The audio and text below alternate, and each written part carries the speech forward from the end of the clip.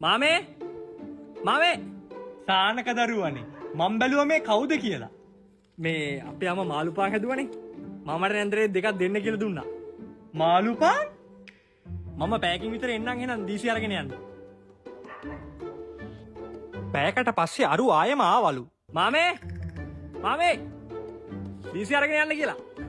මේන් අපේ ගෙදරින් ඔයාලට මේ මොනවද මේ? ඩෝනට්ස්. ඩෝනට්ස්?